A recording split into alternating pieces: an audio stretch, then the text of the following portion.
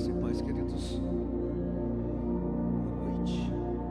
Eu sou grato a Deus por estar aqui com vocês, para junto podermos enaltecer, glorificar o nome do Senhor Deus, por tudo que o nosso Deus Ele é. Nosso Deus é o começo, o meio, o fim. Também é o caminho, a verdade e a vida. Tributamos louvores a esse Deus. Ele é único e Ele é todo isso. Antes de começar a ministrar, agradecer ao pastor Isuzi, amigo, companheiro. Deus continue abençoando a sua vida, possa abraçar o seu ministério, essa igreja, e cumprir na vida de vocês o seu propósito. Estou cansado, essa noite não foi fácil, mas estamos de pé. Eu estou dando aqui onde eu estava com a filha. Minha filha é uma bonequinha de 9 anos. Eu passei a semana toda ministrando com ela, essa semana intensa de manhã, tarde, noite de ministrações. Ela me acompanha, então a gente tiramos o dia para descansar. O apartamento é muito diferente do lar e a gente estava arrumando algumas coisas, muita mudança. Vamos brincar com o overboard dela, bicicleta, coisa de menina feliz da vida. Ela estava com o celular na mão e eu apareceu com ela de um lado, o outro do outro. Eu cheguei próximo, o celular dela. Ela veio, me deu um empurrão, caiu no chão, quebrei. E minha filha, naquela situação, ela saiu desesperada para correr para frente do menino. Ela atravessou a rua sem olhar. Quando ele veio, ela bateu na cozinha, da moto dela, ela jogou a perna, jogou as costas, jogou pelo chão, jogou a perna. Loucura. Eu vi o que estava acontecendo. 2 maninhos fugiram, mas o cara que me empurrou, ele foi atrás dele. Passou com o carro quase que por cima dele. Pegou ele, até a polícia parou. E aí saiu para a delegacia, são 4 ou 5 horas na delegacia, com um quebrado, porque saiu de lá. Esse meu camarada saiu pela porta da frente. Eu tinha essa companhia, tinha 3 semanas. O delegado falou, agora ele vai ficar com uns 3 anos. No meio daquela situação, ele gritava, pastor, me perdoa. Eu também sou pai, o senhor tem que me perdoar. O senhor conhece a palavra. Eu disse, perdoar? Eu te perdoo. Eu só cumpri a minha missão como cidadão. E no meio daquela situação, nossa Bíblia junto com isso.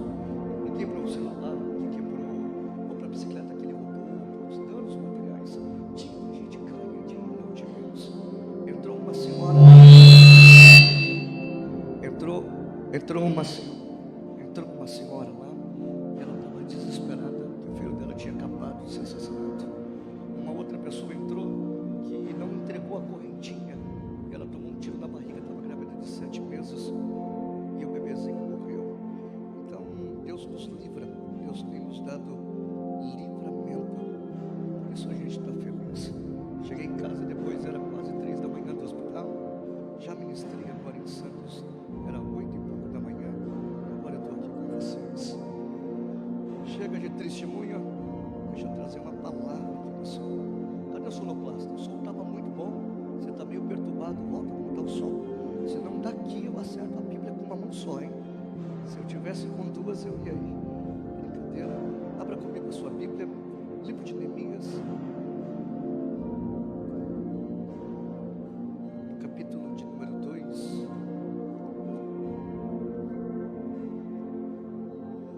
Livro de Neemias.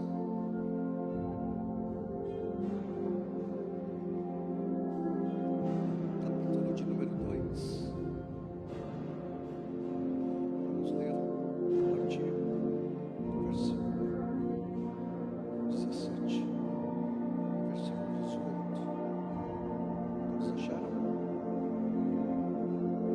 Diz assim o texto: Então lhe disse: Vede vós a miséria em que estamos.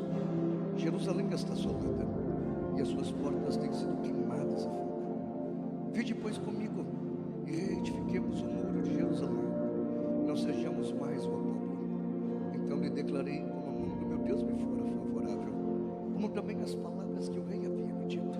Então disseram eles: Levantemo-nos e esforçaram as suas mãos para o bem. Amém? Essa noite Deus colocou no meu coração uma mensagem de renovação, restauração e restituição.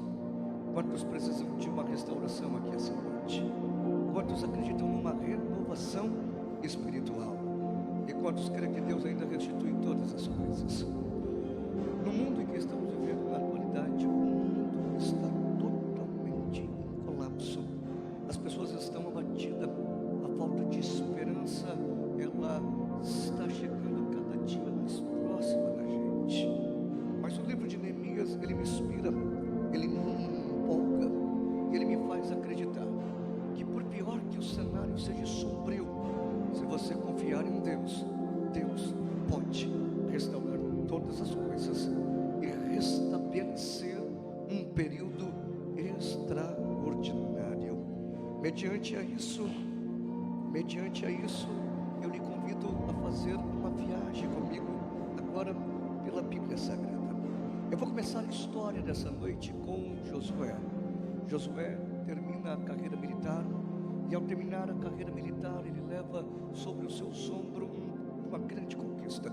Ele conquista 6 países em 6 anos e 31 reinados, se tornando o maior general da história. Todos os despojos que ele conquista, as riquezas, vão trazer estabilidade financeira para todos que habitam em Israel.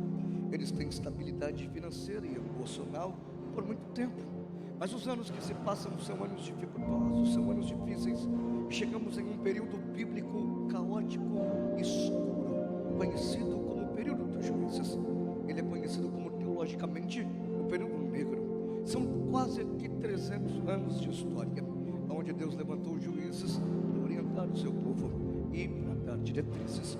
Nesse período Deus levantou Eudes, Sangar, Jefté, Elom, Abdom, Baraque, Débora, Gideão, Eli e Samuel.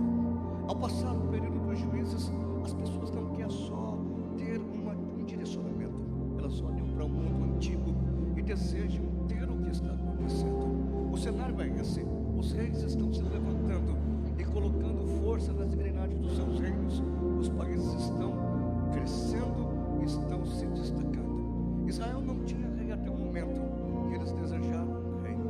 Deus permitiu o primeiro rei de Israel. Você lembra quem foi? Saul.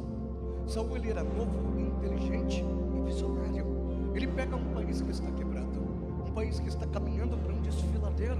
Ele é tão visionário que ele empreende com outras nações. Ele traz então recursos e faz um país que está quebrado colher e voar. Mas o menino que é visionário, o menino que é inteligente, vai ficando vaidoso. E os anos que se passam, o segredo é aflorado. Ele é mentiroso, ele é agora idólatra, ele é arrogante.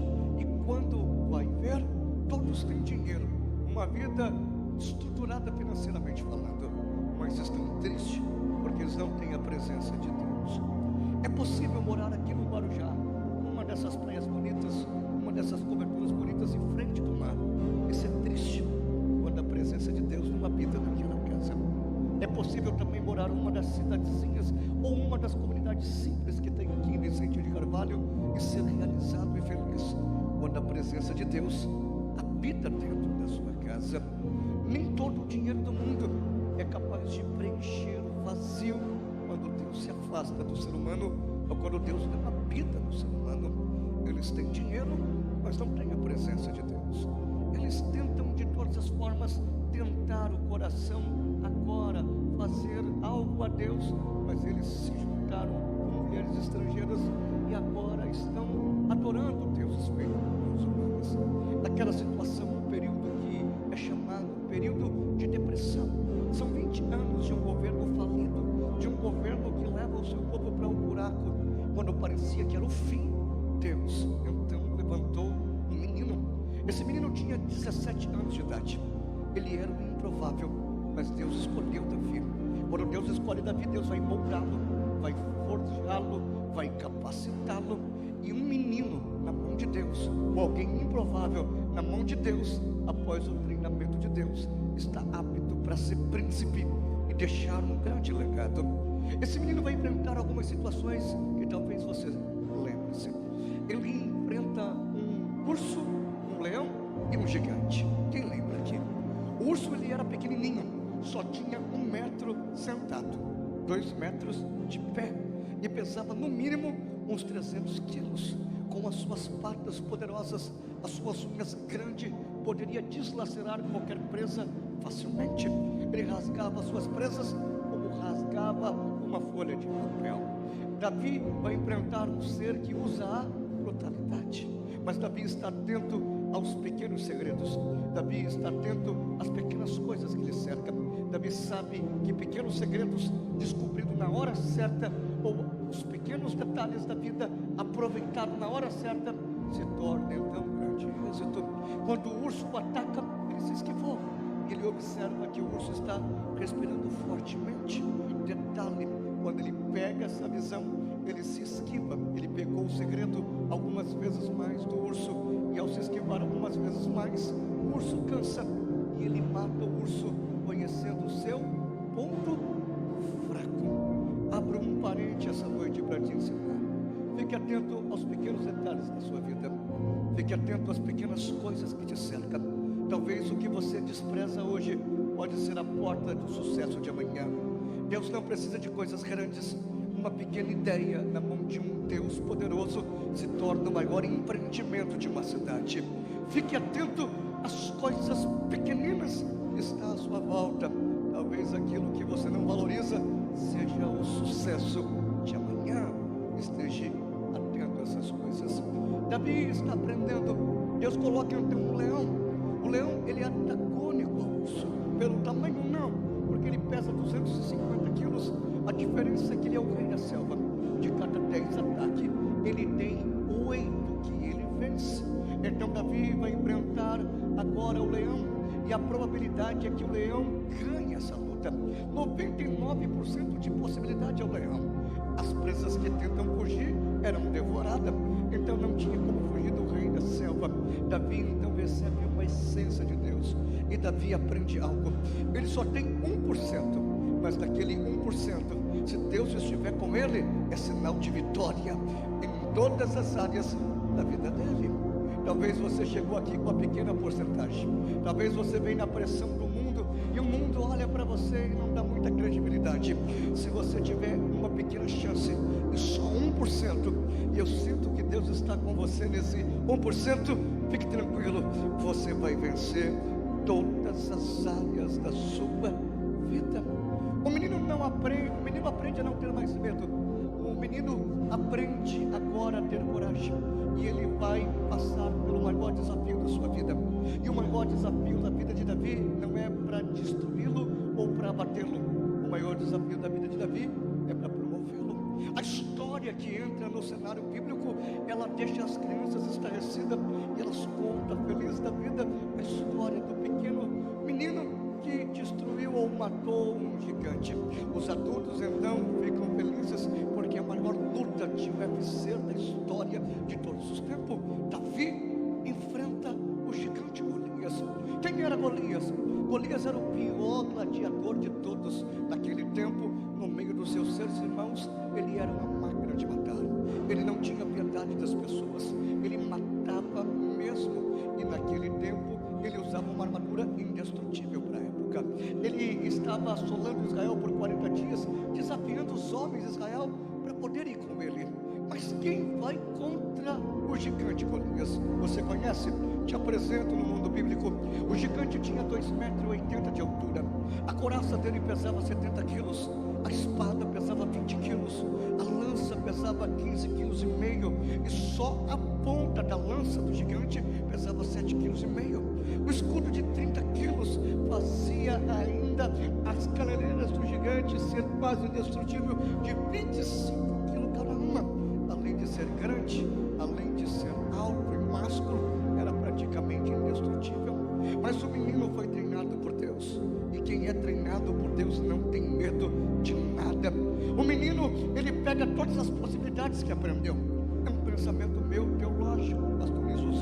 Eu imagino que ele tenta cansar o gigante, como ele fez com o urso, mas o gigante não cansa facilmente. Está acostumado a lutar dias e dias no sol lastigante, vencendo muitos adversários. Ele tenta romper a armadura, mas o único lugar que o gigante não tinha proteção era a testa. Então ele não consegue. Davi se vê em um beco sem saída, mas Deus vai inspirar Davi, e Davi entende algo, que a vida dele muda vida de uma tal maneira que foi um upgrade. Ele mudou a sua vida através desse aprendizado. Se você pegar essa mensagem direcionada a você agora, sua vida começa a mudar nesse exato momento. O que, pastor? Davi aprende uma coisa. Ele aprende que o homem pode ter qualidade de vida, que o homem pode ter capacidade, que o homem pode ter um braço forte, que o homem pode ser corajoso, mas o homem precisa entender uma coisa: existem guerras, existem combates, existem batalhas nessa vida que não compete aos homens lutarem. Existem situações nessa vida que só Deus pode entrar e pode vencer. Só o Senhor dos Exércitos. Quando Ele chama o Senhor dos Exércitos, o Senhor dos Exércitos entrou em cena naquela guerra. Posso liberar uma palavra do altar sobre a sua vida? Levante as suas mãos por bondade. Esse ano é um ano de muitas guerras ainda, mas você vai vencer muitas dessas guerras porque você tem coragem. Você vai vencer muitas dessas guerras porque você tem habilidade. Você vai vencer muitas dessas guerras porque a graça está sobre você. Mas as maiores batalhas, os maiores combates, as maiores pelejas que vierem contra a sua vida, fique tranquilo, essa luta não é sua. O Senhor dos Exércitos vai vencer as maiores guerras que vierem contra você. Então, quando vier um tempo de grande luta, essa luta não é para te matar, essa luta é para te promover ao dia que o Senhor entra para vencer as suas guerras. Se você recebe, diga glória e aleluia a esse Deus.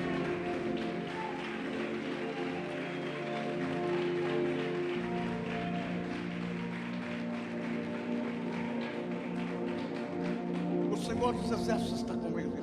Davi pega a funda e ele roda, e ao jogar uma pedrinha, ele acerta o gigante. Quem está na pedrinha? Deus. Quem derruba o gigante? Deus. Quem mata o gigante? Davi agora arranca a sua cabeça. Ele pega a espada do gigante de 20 quilos e arranca a sua cabeça.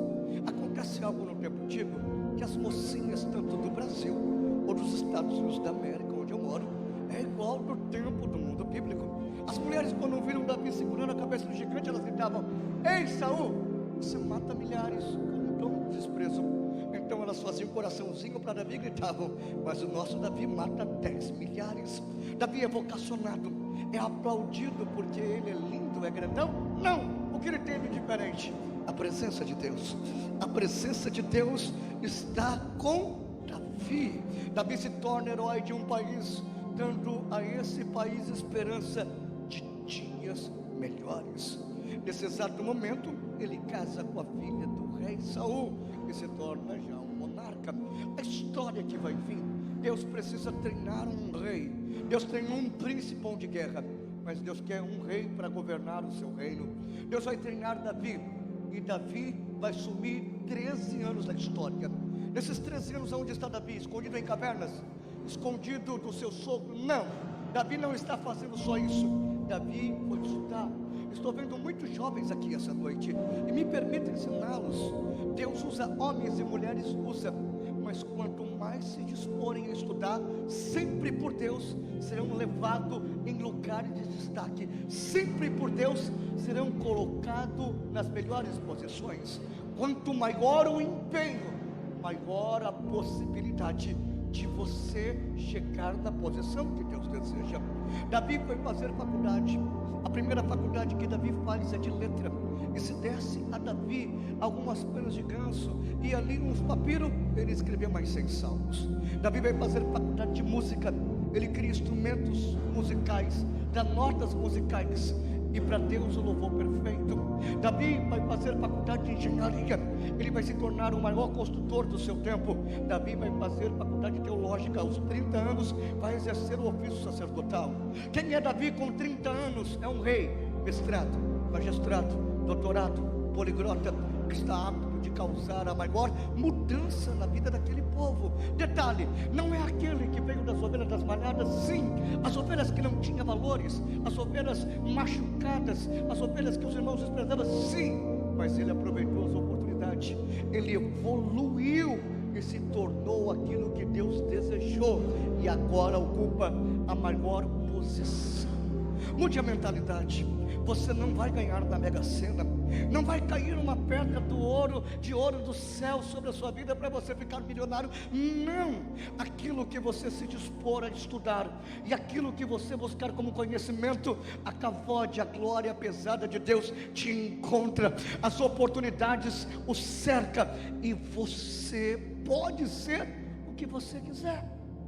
Minha última caravana agora em Israel, um senhor chegou para mim e disse assim: pastor, eu queria contar um testemunho. Eu disse: o que foi? Ele disse assim: olha, aos 65 anos eu perdi a minha esposa. Eu tinha 40 anos de casado, não sabia o que ia fazer mais da minha vida, então decidi entrar na faculdade aos 65 anos para cursar direito. Quando eu fui parabenizá-lo, quando eu fui dizer congratulations, quando eu fui dar aquele abraço e dizer uau, ele saca do bolso a carteira da ordem e diz: pastor, completei 70 anos, passei na prova da ordem e eu sou advogado.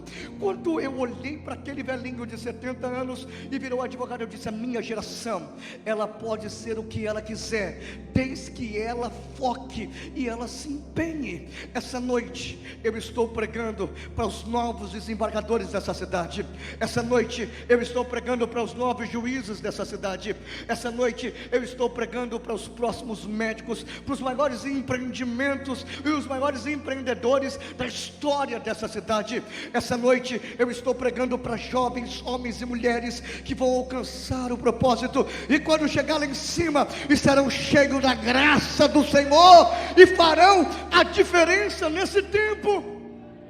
Evolua, mude a mentalidade. Se você não estudar, você terá tanto a vida mais difícil que os seus pais, ou será pior. Não ganhamos mais dinheiro com o peso da mão, ganhamos com a capacidade da inteligência.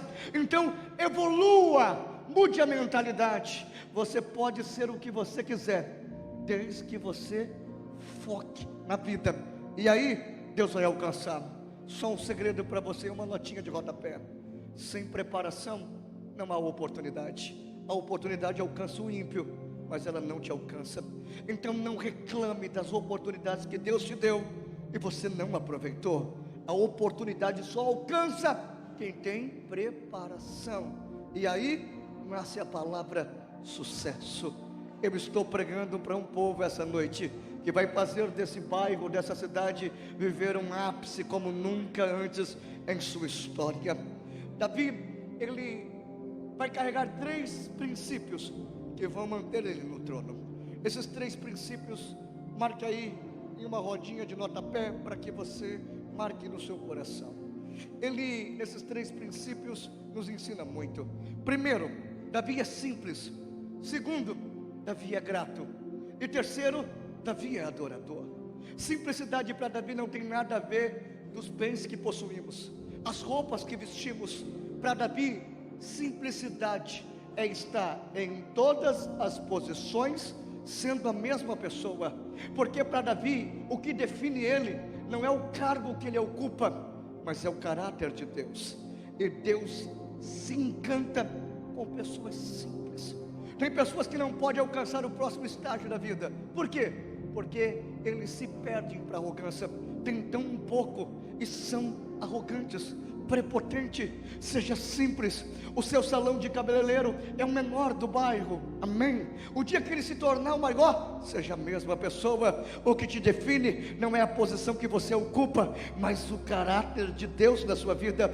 Hoje não tem nenhum diploma, o dia que for um doutor, seja a mesma pessoa. O rei tem o mesmo coração de quando cuidava das ovelhas malhadas. Seja a mesma pessoa.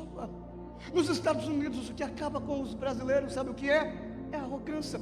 Eu cuido de muitos brasileiros que chegam nos Estados Unidos e eles chegam sem saber o que vão fazer da vida.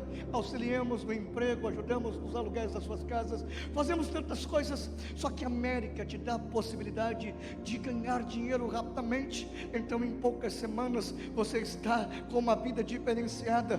Em um ano você está numa fase como nunca estaria no Brasil, vivendo em 20 anos. Então a possibilidade de comprar as coisas, de ter as coisas, é muito fácil. Só que chega um período que que eles mesmos se quebram, porque são arrogantes. Então seja simples.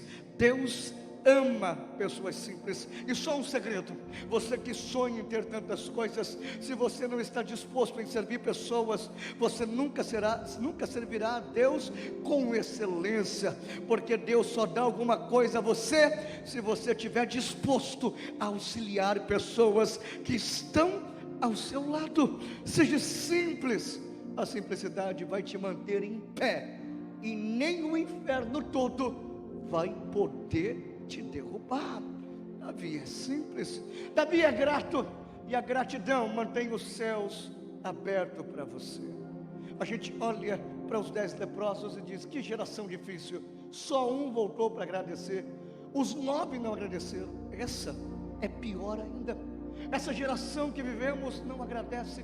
Essa geração que vivemos, eles só sabem pedir, e a gente só murmura. Você já viu?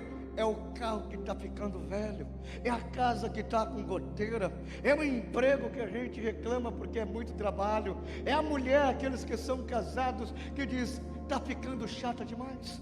Agora imagina se tudo que você reclamasse, Deus tirasse de você. Imagina, o carro está velho, então você vai andar a pé. A casa está entrando umas gotinhas, está reclamando, vai ficar sem casa.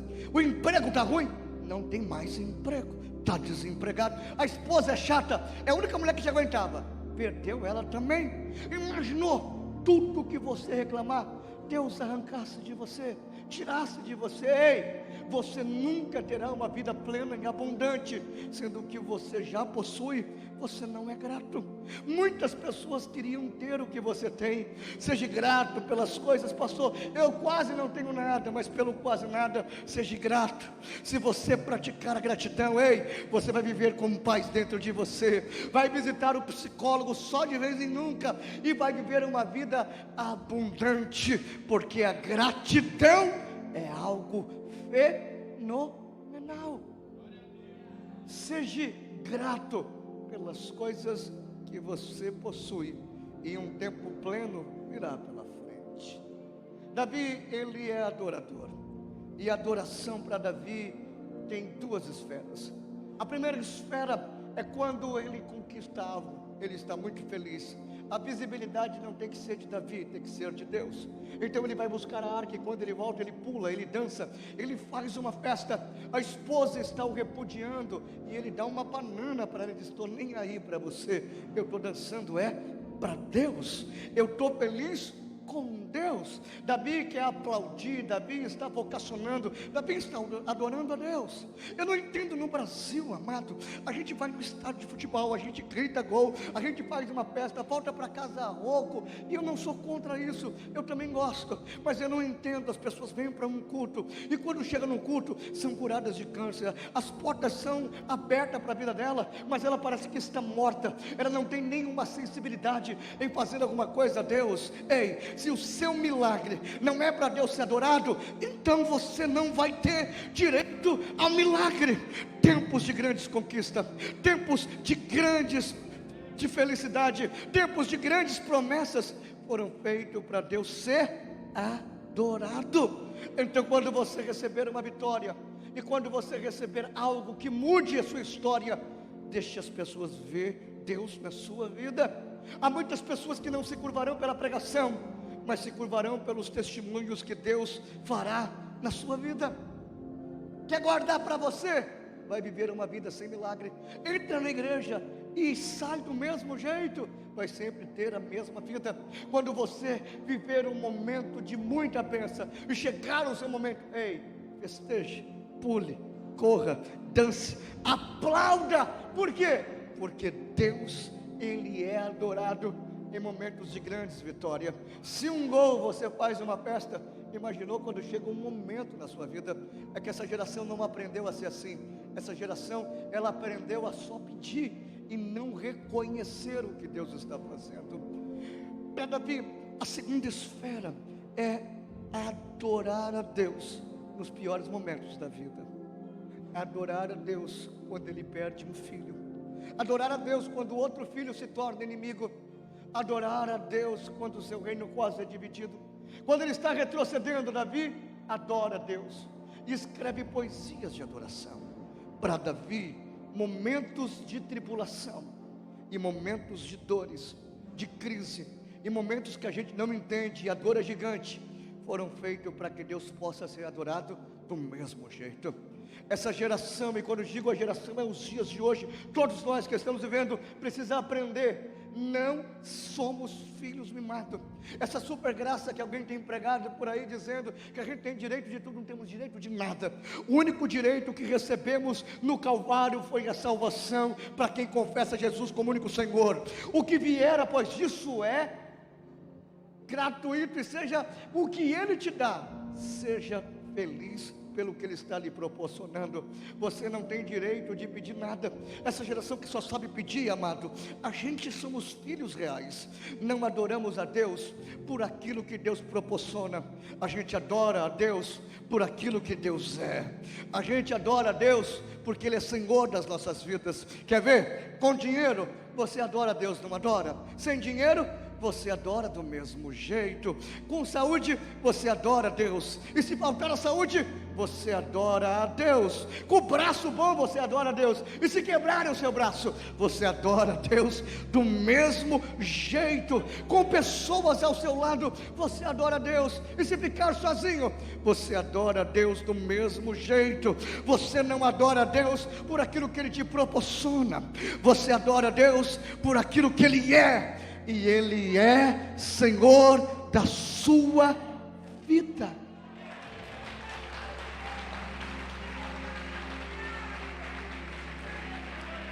Aleluia.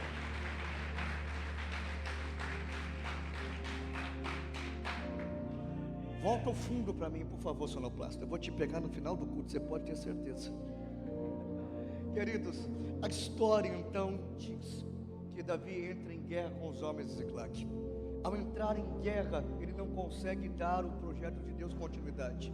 É ele o projetista do templo, mas Deus vai continuar a promessa e o propósito, porque o templo é uma promessa de Deus. O seu filho vai vir na história e vai construir o maior de todos os monumentos, financeiramente falando, do Antigo Testamento. Ele constrói o grande templo. O grande templo não era tão grande, mas a exuberância de valores era algo quase que incalculável. Para os amados terem uma ideia, o templo tinha 9 metros de largura, 13 metros de altura, 17 metros de comprimento, mas era feito de ouro, de prata, madeira maciça e pedras preciosas. Uma obra tão exuberante que a base custou 100 milhões de reais, e o templo calcula-se que hoje custaria mais de 1 trilhão de reais para uma obra ser feita. Algo tão grande, mas tão grande, que eles não tinham condição de fazer. Mas quando a obra é de Deus, pastor Nisuzi, não importa se ela custa 100 mil ou 100 milhões, se é de Deus, Deus é o provedor. Deus é o que provê. Enquanto eles estão buscando recurso, Deus faz algo poderoso. Ali, a cidade próxima, Jerusalém, não tinha porto. Então, um porto mais próximo, o seu capitão traz notícia: estão chegando navios, um atrás do outro, estão enfileirando-se, e dentro deles tem ouro, prata, madeira maciça e pedras preciosas. No pior momento de Jerusalém, Deus está trazendo a maior provisão sobre a vida daquele povo. Deus não depende de homens, Deus não depende do momento da economia do mundo. Deus é provedor, e quando Ele quer fazer, Ele faz, porque Ele é Deus, Ele é o Senhor. Posso liberar uma palavra do altar para a sua vida? Levante as suas mãos, essa vem do céu. Deus não depende desse governo da atualidade para nada.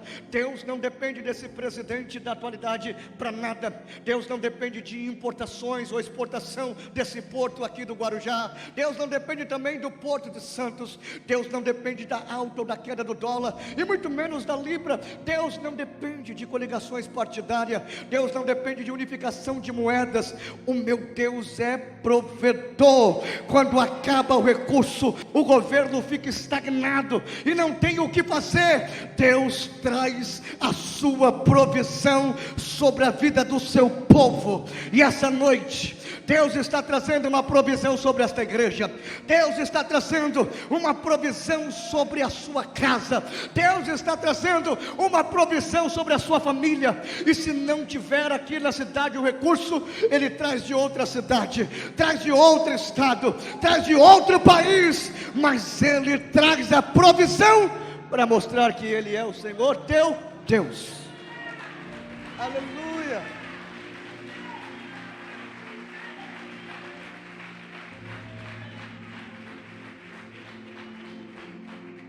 Mal dessa geração é buscar o socorro na horizontal, é olhar para os governos e para as pessoas e tentar achar uma saída. Querido, nunca dependemos de fase alguma de um país para prosseguir. O nosso socorro ou a nossa provisão é vertical, sempre vem do céu. A gente não é movido pelos noticiários da televisão, a gente é movido por aquilo que sai no altar. E eu declaro que Deus vai mudar a história de Vicente de Carvalho, que Deus está visitando o litoral de São Paulo, e que Deus vai mudar a nossa história aqui, porque Ele é o nosso Deus.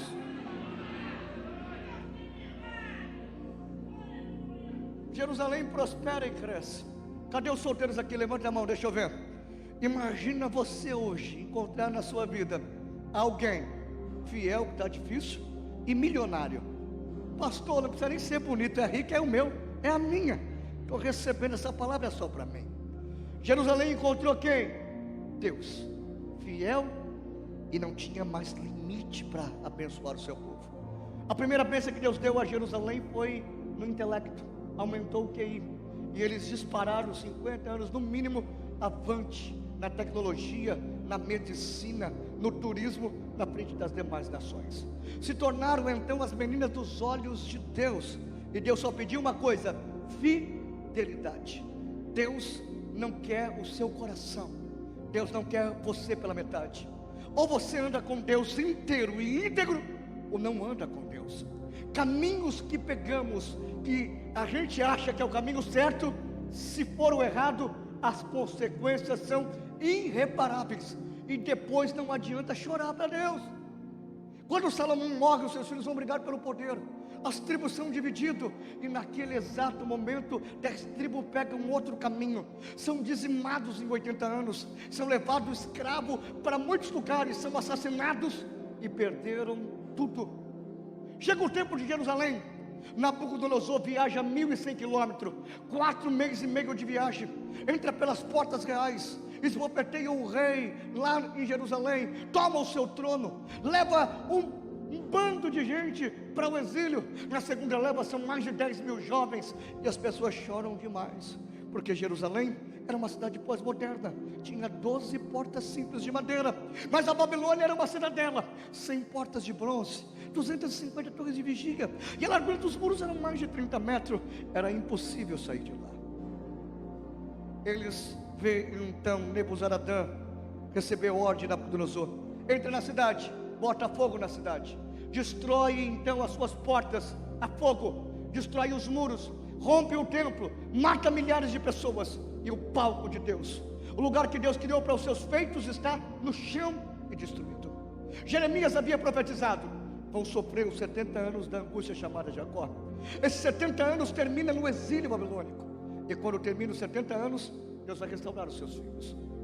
Deixa eu te ensinar uma coisa, somente os meninos aqui do grupo de adoração: Deus não recebe qualquer tipo de louvor.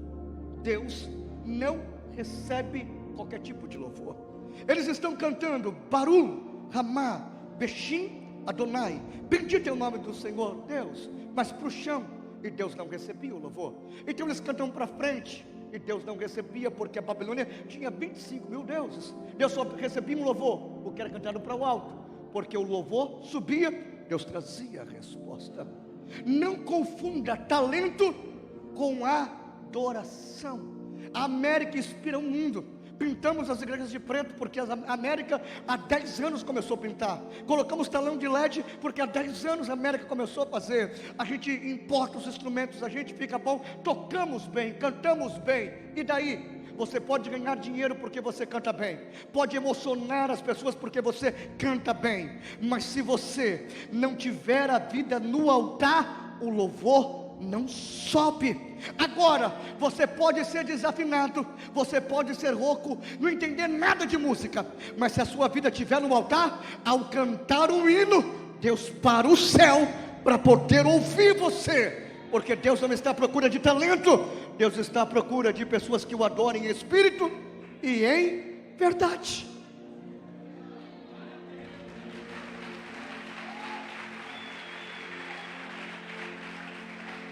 Agora aprenda uma coisa: quando o grupo de louvor estiver aqui em cima, eles têm somente uma missão: te ajudar a entregar o louvor perfeito a Deus. Eu prego no mundo todo, e nesses 20 anos pregando, eu sempre perguntei: Deus, por que a gente tem uma liturgia? Só passa uma palavra depois do louvor. Deus me respondeu: eu só entrego na palavra o que recebo antes da adoração. Então se na hora da adoração você der pouca, na hora da palavra recebe pouco. Aí qual que é a missão do grupo de louvor? É te inspirar. Você chegou aqui no primeiro louvor e nem percebeu. Você estava pensando amanhã, segunda-feira, o tanto de conta que você tem para pagar. Você estava pensando até na sogra que você está devendo para ela. Outros aqui com tantos problemas e a cabeça cheia de problema. O segundo louvor você nem percebeu. Você já parou de pensar na vida financeira, começou a pensar nos filhos e algumas coisas. No terceiro para o quarto louvor você esqueceu tudo. Você estava chorando com eles, estava adorando. Por quê? Porque o louvor veio e eles com a missão de te ajudar a entregar o louvor perfeito. Aí se o louvor sobe, Deus vem na hora da palavra e Deus responde através da pregação. Posso profetizar na sua vida? Levante as suas mãos.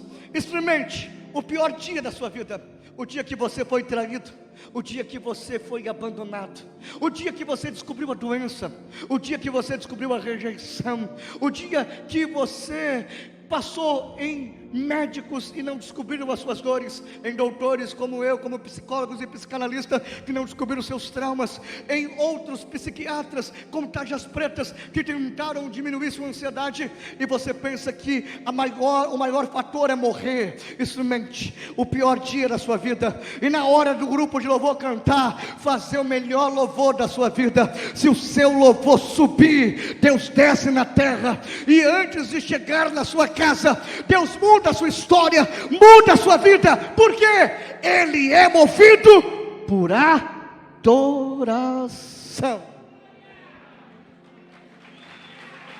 Aleluia.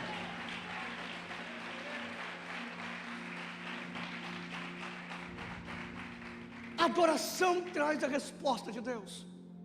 Quantos vieram buscar uma resposta essa noite? Ciro vence o potentado babilônico. Ele recebe então todas as coisas que estão ali nas mãos, as riquezas de quase tudo que a Babilônia conquistou no mundo antigo, e no meio daquelas riquezas está boa parte das coisas de Jerusalém. Ele entrega para Jerusalém, entrega para os filhos para retornarem à casa deles como grande libertador. E no meio daquelas riquezas estavam pergaminhos. Tinha um pergaminho, tinha uma palavra profética que eu quero liberar essa noite. Hoje é liberado em 3 capítulos de Isaías, 43, 44 e 45. Mas no tempo antigo era um capítulo só, focado no povo que está no exílio, pós-exílio e a Ciro. A resposta de Deus para a sua vida é essa. Isaías 43: se passares pelo fogo, o fogo não vai te queimar, nem a chama vai arder em ti.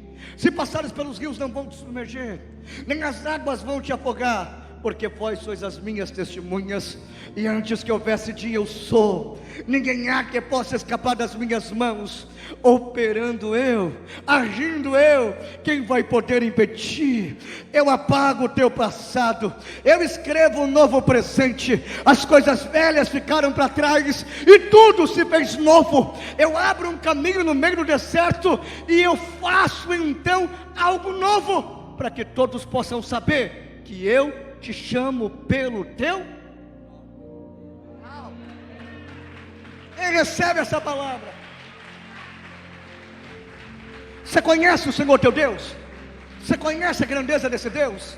Deixa eu te mostrar quem é esse Deus. Isaías 44, esse Deus não é feito de madeira, de prata ou de ouro. Ele é o único Deus, Ele é o único Deus. O globo terráqueo está em uma forma de movimento, então Ele está dançando.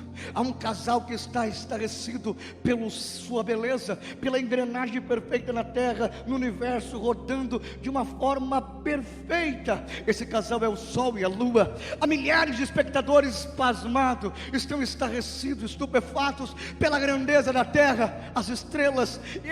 E para que a terra, a sua engrenagem, a sua sintonia seja tão perfeita, os pés do Senhor são os estrados da terra. Esse Deus é tão grande que Ele abaixa para pegar os oceanos, e a Bíblia diz que com as conchinhas das suas mãos Ele pega todos os oceanos da terra de uma vez. Esse Deus pega o arrogante, Ele pega aquele que se acha, faz ele comer capim e diz: levanta daí que eu quero ver. Mas também pega o pequenininho, o simples, o que está órfão, o que está sozinho, coloca ele entre os príncipes da terra e diz: te coloquei entre os príncipes, eu quero ver quem pode te tirar daí, porque eu sou o Senhor teu Deus que te coloca aí.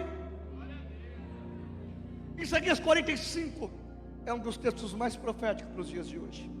Eu quero liberar esse texto sobre a sua vida, e ele vai segurar você esse ano todinho. Pastor, que palavra é essa? Olha o que o texto diz, Isaías 45. Ciro, eu te tomo pela sua mão direita, para abater as faces dos reis, e soltar o lombo dos reis. Vou abrir as portas diante de ti, e as portas não se fecharão. Eu irei diante de você, endireitarei os caminhos tortuosos, quebrarei as portas de bronze, despedaçarei os ferrolhos de ferro, dar-te-ei os tesouros escondidos, as riquezas encobertas, para que tu possas saber que eu sou Deus, que te chama pelo teu nome. Você crê nessa palavra? Quem tem mão direita, joga para o alto então. Deus segura você pela mão direita, fecha a mão, sinta que Deus segurou você pela mão. Sentiu? Então você não vai retroceder, você não vai recuar, você não vai voltar atrás. Nem a Covid, nem a Omicron, nem mutação de vírus, nem bala perdida, nem homem perigoso te toca. Deus é maior que a morte. Deus manda te dizer: eu te trouxe aqui essa noite para abrir as portas para você. Sabe o que é isso? Quando você sair daqui essa noite, onde você entrar, eu entro contigo. Onde colocar os teus pés, eu coloco os meus pés. As suas mãos serão as minhas mãos, e as portas não se fecharão. Está com medo de guerras, Ucrânia, Rússia? Então fique tranquilo, eu vou diante de você, eu endireito o caminho tortuoso, eu quebro as portas de bronze, eu despedaço os ferrolhos de ferro. E para você saber que eu sou Deus, o que te roubaram, o que você perdeu na pandemia, aquilo que não chega até você, eu vou trazer sobre a sua vida esse ano, para que todos saibam que eu te chamei. Se recebe, dá um grito de glória.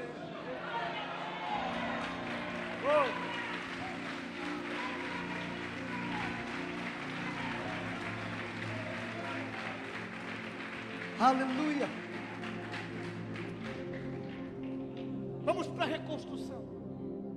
Vem Zorobabel, vem Esdras, vem Josué como sacerdote, vem então agora 2 profetas pós-exílio, vem Zacarias dizendo: não é por força nem por violência.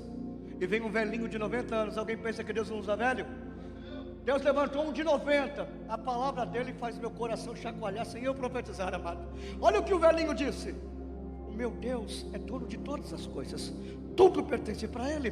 Dele é a prata, dele é o ouro, e a glória da segunda casa é maior do que a primeira. Assim diz o Senhor dos Exércitos, através de Ageu.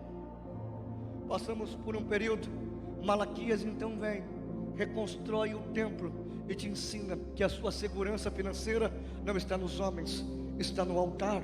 Quem é fiel na oferta, no dízimo, não tem uma porta de escape, tem uma janela todos os dias para você. Depois fazer prova dele, diz o Senhor.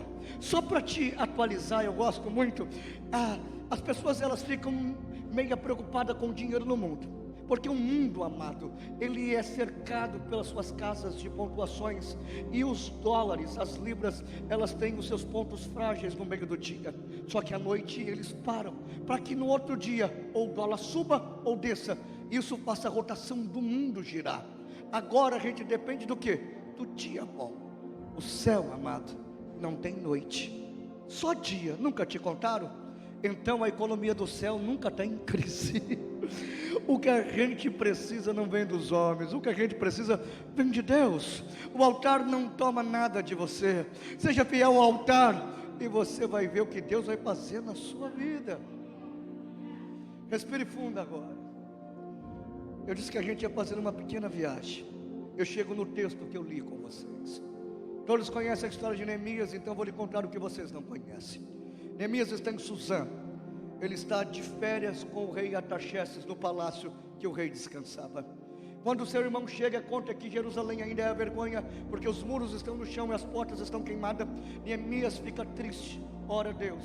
Deus toca no coração do rei, e o rei o permite ir reconstruir os muros e as portas das cidades dos pais. Ele não nasceu em Jerusalém, os pais nasceram no exílio. Ele não tinha motivo para ir lá, mas sentiu empatia. Ele quis ajudar o povo. Só que de Suzã a Jerusalém eram 1.600 quilômetros. São 6 meses de viagem, enfrentando beduínos, forasteiros, inimigos da estrada, sol de 50 graus, deserto, a madrugada de 10 negativo. Ao chegar na cidade, ele faz uma inspeção. Ele calcula que em 52 dias ele restaura os muros e as portas. O povo quis pegar ele. Por quê? Passou mais de 100 anos pós-exílio, 143 anos para ser exato. Em mais de 100 anos da história, ninguém conseguiu levantar os muros e as portas. Aparece um doido que ninguém sabe o que é e diz: o que vocês não fizeram em 100 anos, eu vou fazer em 52 dias. Quantos crê que uma obra que não é feita em 100 anos pode se concretizar nos próximos 52 dias? Você crê? Só tem 2 para crer? Cadê aqui o povo que acredita mesmo? Acredita? Eu vim aqui profetizar, amado. Levante as mãos, só os que acreditam. Eu recebo de Deus autoridade para te dizer, desde o dia que você nasceu até o dia de hoje, você nunca viveu na sua vida o que vai viver a partir de amanhã, nos próximos 52 dias. Porque os próximos 52 dias, Deus vai restaurar a tua casa, Deus vai restaurar a tua família, Deus vai restaurar o teu ministério, Deus vai restaurar a sua vida espiritual, Deus vai restaurar a tua saúde, Deus vai restaurar a sua vida. Você nunca viveu até os dias de hoje o que vai viver nos próximos dias. Os próximos dias são os melhores dias da sua vida. Esse mês de setembro é o melhor mês que você já viveu. Esse mês de outubro será o melhor mês da sua história. Assim diz o Senhor. Quem recebe, diga amém. Aleluia.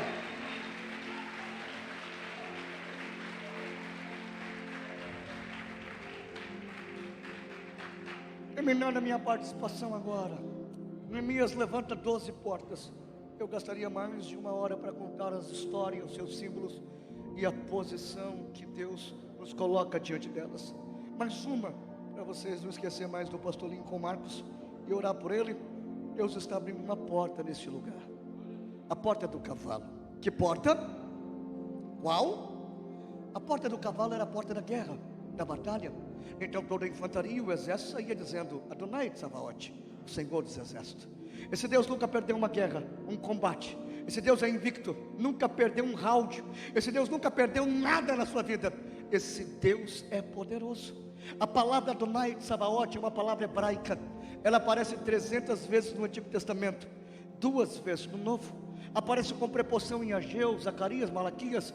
No livro de Gênesis, ao livro de Juízes, não tem a manifestação de Deus com esse nome. A primeira vez que aparece está no livro de 1 Samuel, no 1º capítulo, no conflito de Ana.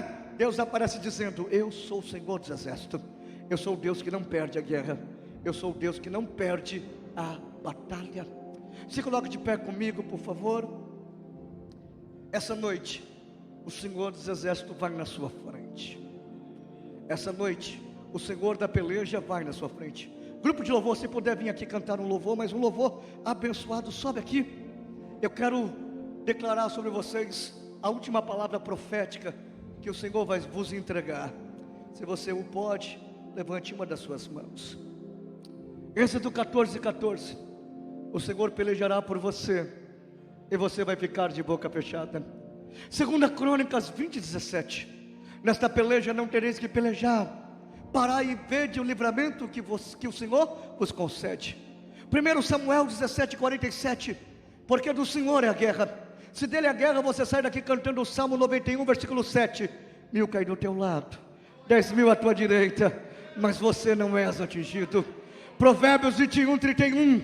O cavalo se prepara para o dia da batalha, mas do teu Senhor vem a vitória.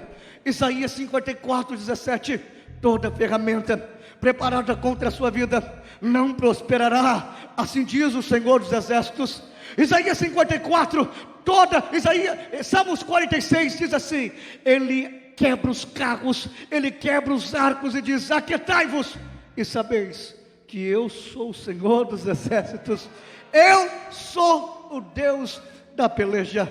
Esse Deus é maior que esse presidente. Esse Deus é maior que os 11 ministros do Supremo.